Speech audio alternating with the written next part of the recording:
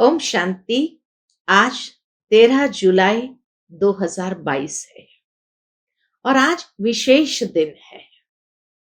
दुनिया के अंदर सभी गुरु पूर्णिमा के रूप में मनाते हैं।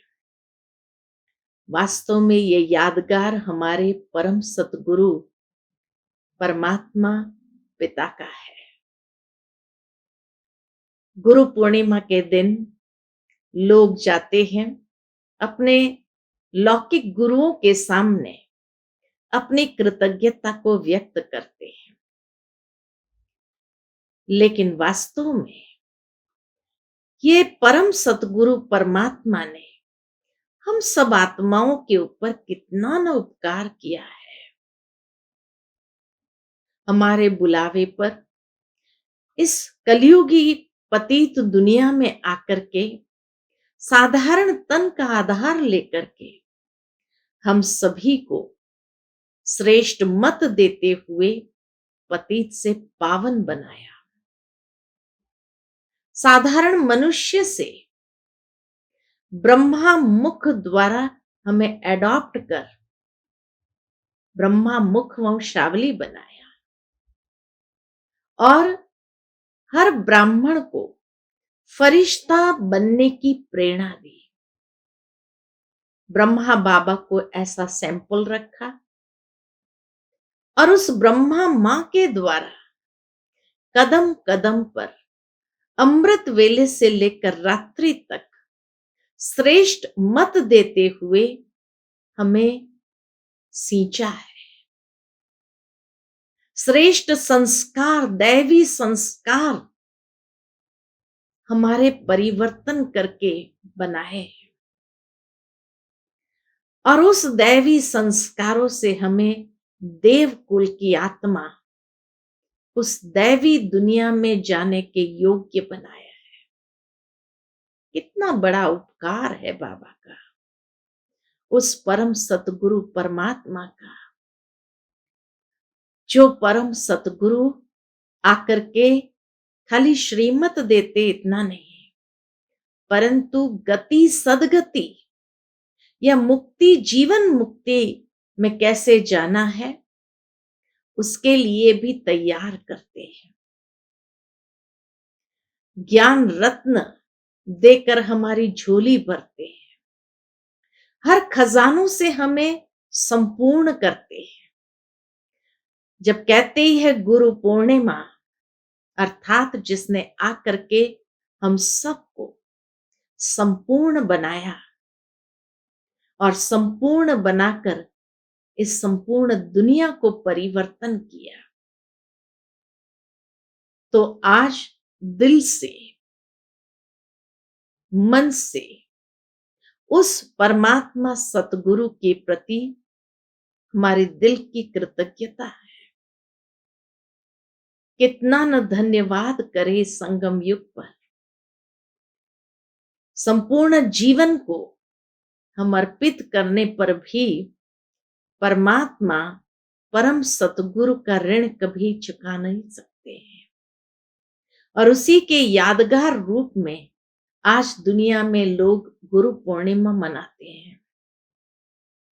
उस परम सतगुरु परमात्मा का अमृत वेले से हमें आशीर्वाद मिलता है, वरदान मिलता है और उन वरदानों से ही तो उन्होंने हमें सींचा है, श्रेष्ठ जीवन की ओर प्रेरित किया है। साकार ब्रह्मा बाबा को सैंपल बनाकर हमारे सामने रखा इंजन के रूप में और हर एक को बाप समान बनने की प्रेरणा दी है। तो आज दिल से, मन से उस परम सतगुरु परमात्मा की प्रति हमारी कृतज्ञता है। आज के बाबा के मधुर महावाक्य सुनेंगे, जिसमें बाबा कहे कि तुम बच्चों को अब घर जाने की तैयारी करनी है, अशरीरी बनना है। बाबा ने हम बच्चों को नास्तिक से आस्तिक बनाया, अपना परिचय दिया, तीनों कालों का ज्ञान दिया और हर ड्रामा के सीन को देखते हुए कैसे साक्षी रहना है, ताकि हम तीव्र पुरुषार्थ कर सके। कोई भी चीज का प्रभाव हमारे मन बुद्धि को विचलित न करे, उसकी बाबा ने शिक्षाएं दी है। सुनते हैं बाबा के मधुर महावाक्य। ओम शांति। मीठे बच्चे, इस शरीर का भान भूलते जाओ। अशरीरी बनने की मेहनत करो। क्यों? क्योंकि अब घर चलना है। आज का प्रश्न है मुरली से, तुम आस्तिक बच्चे ही कौन सा शब्द बोल सकते हो? उत्तर है, भगवान हमारा बाप है। यह आस्तिक बच्चे ही बोल सकते हैं, क्योंकि उन्हें ही बाप का परिचय है। नास्तिक तो जानते ही नहीं। आस्तिक बच्चे ही कहेंगे, मेरा तो एक बाबा, दूसरा न कोई। दूसरा प्रश्न है आज की मुरली से, तीव्र पुरुषार्थी बनने के लिए कौन सी स्थिति चाहिए? उत्तर है, साक्षी स्थिति। साक्षी होकर हर एक के पाठ को देखते पुरुषार्थ करते रहो। आज के मुरली से पहले गीत बजा है, मरना तेरी गली में, जीना तेरी गली में। ओम शांति। ये किन्होंने कहा? जीव की आत्माओं ने कहा, जो सन्मुख बैठे हैं। यहां ये नहीं कह सकते कि आत्मा बैठी है, जीव आत्माएं बैठी है, आत्मा बैठी है, ऐसे नहीं कह सकते। नहीं, जीव आत्माएं बैठी है। बाप ने समझाया है कि आत्मा ही शरीर द्वारा हर कार्य करती है। इसको कहा जाता है देही अभिमानी। जब ये स्मृति रहे, मैं आत्मा शरीर के ऑर्गन्स द्वारा कार्य कर रही हूं, इसको कहा जाता है देही अभिमानी। देह में रहने वाले अपने परम प्रिय परमात्मा को कहते हैं, क्या कहते हैं? कि हम आत्मा अब आपके गले का हार बनेंगे। अर्थात हम ये शरीर छोड़ आपके पास आ जाएंगे। बाप ने समझाया है, जैसे मनुष्य का जियोनोलॉजिकल ट्री है, बिरादरी का वृक्ष होता है, तो जैसे मनुष्य का जियोनोलॉजिकल ट्री है, ब्रह्मा, सरस्वती, आदम, ईव आदि उन्हों का सीजरा बनता है। वैसे तुमने देखा है, मूल वतन में भी सीजरा है, परम धाम में भी सारा सीजरा है। पहले पहले है शिव, तुम आत्मा मेरे गले का हार कैसे बनेगी? मुझे याद करने से। जितना जो मुझे याद करते हैं, उतना तीखी दौड़ी पहनते हैं। मेरे साथ बहुत प्रेम है, मेरे पास आने बिना रह नहीं सकते। बाबा से इतना प्यार है, जो बाबा कहे मेरे पास आने बिना रह नहीं सकते, क्योंकि आत्मा को इस शरीर के साथ सुख नहीं, दुख है। अब भगवान तो है निराकार, कहते भी है निराकार आत्माओं को। वह परम पिता परमात्मा ही सृष्टि के आदि मध्य अंत को जानते हैं, त्रिकालदर्शी है। और कोई मनुष्य बल कितना बड़ा पंडित हो, वेद शास्त्र पढ़ा हुआ हो, परंतु उनको इस सृष्टि के आदि मध्य अंत का ज्ञान नहीं है। नास्तिक होने कारण त्रिकालदर्शी हो नहीं सकते। तुम बच्चे अभी आस्तिक हो, क्योंकि बाप को जाना है। बाप ने तुमको परिचय दिया है, इसलिए तुम बाबा कहने के हकदार हो। वह तो कह देते परमात्मा सर्वव्यापी है, फिर इससे क्या मिला? कुछ भी नहीं। बाप तो ज्ञान का सागर है, वह ऐसे नहीं कहते कि मैं सर्वव्यापी हूं। परमात्मा तो ज्ञान का सागर है। वो ये नहीं कहते मैं सर्वव्यापी हूं, फिर तो सब फादर हो जाते। फादरहुड कहा जाता है क्या? एक बाप के बच्चे हैं, उनको प्रभु ईश्वर भी कहते हैं। ब्रह्मा विष्णु शंकर को रचने वाला है। त्रिमूर्ति ब्रह्मा कहना रॉन्ग है। ब्रह्मा विष्णु शंकर का भी बाप वह शिव है। उसने ब्रह्मा को अडॉप्ट किया है। तुम भी जानते हो, ब्रह्मा के मुख से परम पिता परमात्मा शिव द्वारा हम त्रिकालदर्शी व स्वदर्शन चक्रधारी बन रहे हैं। स्व अर्थात आत्मा का ज्ञान। स्वदर्शन माना स्व अर्थात आत्मा का ज्ञान। आत्मा को ही स्वराज्य मिला है। आत्मा अविनाशी है, शरीर विनाशी है।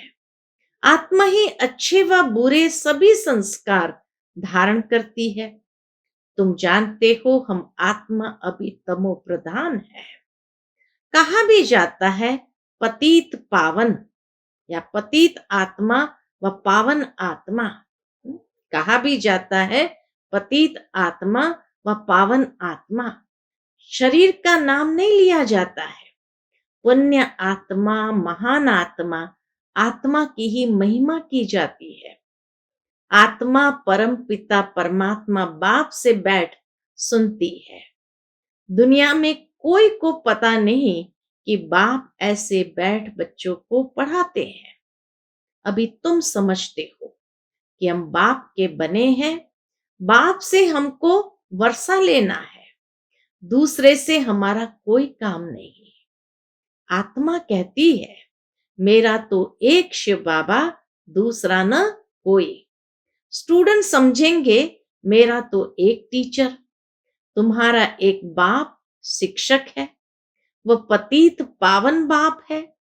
सभी आत्माओं का कनेक्शन उस बाप शिक्षक से ही है। भले कोई ब्राह्मणी पढ़ाती है, परंतु वह भी मुझ बाप से ही पढ़ी हुई है। बाप कहते हैं तुम मुझे याद करो, न कि ब्राह्मणी को। अब तुम बच्चे मुझ बाप को जान गए हो, पहचान गए हो। अब तुम आस्तिक बने हो। जो नहीं जानते वह है नास्तिक निधन के। बाप का नाम रूप देश काल क्या है? कुछ भी नहीं जानते। कह देते हैं उसका कोई नाम रूप नहीं है। या तो सर्वव्यापी कहते, या कहते कोई नाम रूप नहीं है। अब तुम जानते हो जरूर उनका नाम है शिव। वह अपना शरीर तो धारण करते नहीं, इसलिए उनका नाम बदल नहीं सकता। तुम जानते हो हमारे 84 जन्मों का नाम रूप बदलता जाता है। उनका नाम तो है ही शिव। जैसे आत्मा का रूप है, वैसे परमात्मा का भी रूप है। पूरा परिचय आज बाबा देता है। ऐसे नहीं कि परमात्मा कोई अखंड ज्योति बहुत बड़ा है।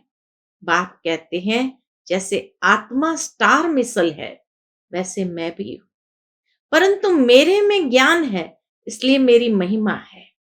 सत्य चित आनंद स्वरूप ज्ञान का सागर है, चैतन्यता है। तब तो ज्ञान सुनाते हैं। वह है ही चैतन्य बीज रूप, सत चित आनंद। सत्य है, चैतन्य है और आनंद स्वरूप। वह चैतन्य बीज रूप है। वह जड़ बीज तो कुछ सुना न सके, मनुष्य ही जानते हैं। जैसे बाप की बुद्धि में सारे मनुष्य सृष्टि का झाड़ है, वैसे तुम्हारी बुद्धि में है। कितना वैरायटी है। एक का भी फीचर न मिले दूसरे से। हर एक का फीचर अलग अलग है। हर एक का अपना अपना पार्ट है। बाप समझाते हैं कितना बड़ा बेहद का नाटक है, कितने वैरायटी फीचर्स हैं। सभी इस ड्रामा में एक्टर्स हैं। जबकि यह ड्रामा अविनाशी है, तो कोई भी एक्टर बदली नहीं हो सकता। तुमको मालूम पड़ा है कि हमारे 84 जन्मों के 84 नाम पढ़ते हैं। अभी नाम भी पूरे हुए तो वर्ण भी पूरे हुए, अब फिर रिपीट होगा, अर्थात गीता एपिसोड रिपीट हो रहा है। पहले पहले श्रीमद् भगवान की गाई हुई है, परंतु भगवान को भूल गए हैं, परिचय नहीं है। शिव बाबा की जयंती हो तब कृष्ण की हो, ऐसे थोड़ी कि बाप की जयंती ही गुम हो जाए और बच्चे की जयंती हो जाए। तुम बच्चों को समझाया जाता है कि लक्ष्मी नारायण विश्व के मालिक थे, उन्होंने ये वर्षा कैसे पाया? परम पिता परमात्मा से। परम पिता परमात्मा ही राजयोग सिखलाते हैं। कब? बाप कहते मैं कल्प के संगम युग पर आता हूं, जबकि आसुरी राज्य का विनाश, दैवी राज्य की स्थापना होती है। जो आस्तिक बने हैं उन्हों को वर्षा मिल रहा है, नास्तिक को वर्षा मिल न सके। बाप आए हैं सबको दुख से मुक्त करते हैं। अब यह सुखधाम में जाते हैं तब और बाकी आत्माएं हिसाब किताब चुकता कर वापस चली जाती है। निराकार बाप सर्व आत्माओं को घर ले जाने के लिए आए हैं। ले जाने वाले को क्या कहेंगे? ले जाने वाले को महाकाल, कालों का काल कहा जाता है। कालों का काल महाकाल का भी मंदिर है। महाकाल शिव है व सोमनाथ, रुद्र कहो, जो भी नाम कहो। सन्मुख कहते हैं मैं इन सभी आत्माओं का गाइड हूं, सभी को साथ ले जाऊंगा। बाप कहते हैं तुमको इस रावण के राज्य से लिबरेट करता हूं। यह है रावण का राज्य। अब रावण राज्य मुर्दाबाद हो, राम राज्य जिंदाबाद होना है। राम राज्य चाहते तो सब है ना, तो जरूर रावण के राज्य का विनाश चाहिए। बाप समझाते हैं अब ये पुरानी दुनिया ही खत्म होनी है। आदि सनातन देवी देवता धर्म तो बिल्कुल ही भूल गए हैं। यह वही गीता एपिसोड चल रहा है। यादव कौरव भी बरोबर है। यादव वही यूरोपवासी है, मुसल इन्वेंट करने वाले हैं।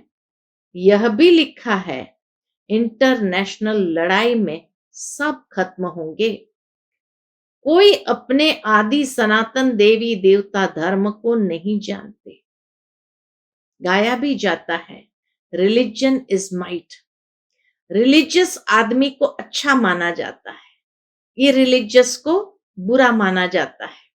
तुम जानते हो भारत रिलीजियस था, आदि सनातन देवी देवता धर्म था। अभी भारत इरिलीजियस बना है, अपने धर्म को छोड़ दिया। ये ड्रामा अनुसार ऐसे छोड़ना ही है। वहां तो महाराजा महारानी का राज्य चलता है, वजीर आदि वहां होते ही नहीं, कायदा नहीं। जब पतित बनते हैं तब वजीर आदि की दरकार रहती है। अभी तो एक एक राजधानी को कितने वजीर, कितने मंत्री है, एक की मत न मिले दूसरे से, कितना मतभेद में आते रहते हैं। अभी तुम बच्चे जानते हो कि बाबा हमको पढ़ा रहे हैं मनुष्य से देवता बनाने। बाप कहते हैं सभी अपने को आत्मा समझो, देह के इन सब संबंधों को भूल जाओ। एकदम बेघर बन गए, सब कुछ दे दिया, शरीर भी दे दिया, बाकी क्या रहा? कुछ भी नहीं। परम पिता परमात्मा कहते हैं मैं आत्माओं से बात करता हूं, आत्माओं को ले जाना है। इस शरीर के भान को भूलते जाओ, इसमें ही मेहनत है। बाप कहते हैं मीठे बच्चों, सारा कल्प तुम देह अभिमानी रहे हो, लौकिक बाप को ही याद किया है। अब देही अभिमानी बन मेरे को याद करो, मेरी याद से ही बल मिलेगा। हे बच्चे, हे आत्माएं, मां में कम याद करो, दूसरा ना कोई। भूले चुके भी और कोई को याद नहीं करना है। तुम ये प्रतिज्ञा करते हो, बाबा मेरे तो आप एक ही हो। हम आत्मा है, आप परमात्मा हो। आपने बतलाया है आत्मा हमारे बच्चे हो। अब रावण के दुख से तुमको लिबरेट कर वापस ले जाने आया हूं। अब बच्चों को धीरज धरना है। जब राजधानी स्थापन हो जाएगी तो फिर यह महाभारी महाभारत की लड़ाई लगेगी। तब ही कलयुग बदल सतयुग हो सकता है। तो मैं कालों का काल ठहरा ना। मैं बाप भी हूं, तो शिक्षक भी हूं, पतित पावन भी हूं, फिर मैं महाकाल भी हूं। कहाँ ले जाऊंगा? मीठे बच्चे मुक्ति धाम में ले जाऊंगा। यहां से मुक्त होंगे तो स्वर्ग में आएंगे। तुम पढ़ते हो भविष्य में देवी देवता बनने। अब तुम ब्राह्मण ईश्वरीय संतान हो। सब कहते हैं हम ब्राह्मण ईश्वरीय संतान हैं, ब्रह्मा की औलाद, भाई बहन है। विकार में जा नहीं सकते। हम ईश्वरीय पौत्र पौत्रियां हैं। उनसे हम वर्षा ले रहे हैं। जितना जो पुरुषार्थ करेंगे उतना पद पाएंगे। कल्प कल्प पुरुषार्थ किया होगा, तो अब तुम पुरुषार्थ करने लग पड़ेंगे। इसमें साक्षी रहने का अभ्यास चाहिए। साक्षी होकर देखो, हर एक कितना पुरुषार्थ करते हैं, कहां तक फॉलो करते हैं। कोई के नाम रूप में नहीं अटकना है। सिवाय बाप के और कोई याद न आए। बाबा कहते हैं बच्चे, मैं तुम्हें राजयोग सिखलाए पावन बनाकर साथ ले जाऊंगा। अभी तुम समझते हो, बरोबर कल्प कल्प हमको बाप से शिक्षा मिलती है ड्रामा अनुसार। तुम द्रौपदियां हो। यह कोई सुख का राज्य नहीं है। इस पर कहानी भी बनाई है। बाबा के इस पर कहानी भी बनाई हुई है। अब बाप तो रॉयल्टी में समझाते हैं। तुम अब बाप से वर्षा ले रहे हो। सबको दुबन से निकालते हो, दलदल से निकालते हो। सब काम चिता पर बैठ जल मरे हैं। तुम्हारे सिर पर तो ज्ञान की वर्षा हो रही है। बाप कहते हैं यह मेरे बच्चे जलकर खाक हो गए हैं। मैं आया हूं सबको लिबरेट कर साथ ले जाऊंगा। मनुष्य को यह पता नहीं। अब तुम घोर अंधियारे से निकल आए हो। अब बाप कहते हैं मुझे याद करो, घर को याद करो। तुम आत्माएं घर को भूल गई हो। गाते भी है, मूल वतन सूक्ष्म वतन। मूल वतन में सभी आत्माएं रहती है। आत्मा क्या है, परमात्मा क्या है, मूल वतन क्या है, कुछ भी नहीं जानते। वह तो आत्मा सो परमात्मा कहे सब खेल ही खलास कर देते हैं। बाबा कहते यह भी ड्रामा में नूंद है। इस समय जो भी होता है, जो सेकंड बीतता, वह ड्रामा फिर से रिपीट होता है। बाप बैठ पढ़ाते हैं। यह रिपीटेशन का राज भी बाप ने समझाया है। ऐसे नहीं कि ड्रामा में जो मेरा भाग्य होगा वह मिलेगा। ड्रामा अनुसार एक्ट चलती है तो हम पुरुषार्थ क्या करें, ऐसा समझने वाले भी है। परंतु नहीं, पुरुषार्थ तो करना है ना। बाप आए ही पुरुषार्थ कराने। तुम बच्चों को पूरा पुरुषार्थ करना है। साक्षी हो देखना भी है। कौन तीव्र पुरुषार्थी कर कौन तीव्र पुरुषार्थ करते हैं, कौन अच्छा पद पा सकेंगे। बाप द्वारा कौन पूरा वर्षा लेते हैं। साक्षी हो पुरुषार्थ करना और कराना है।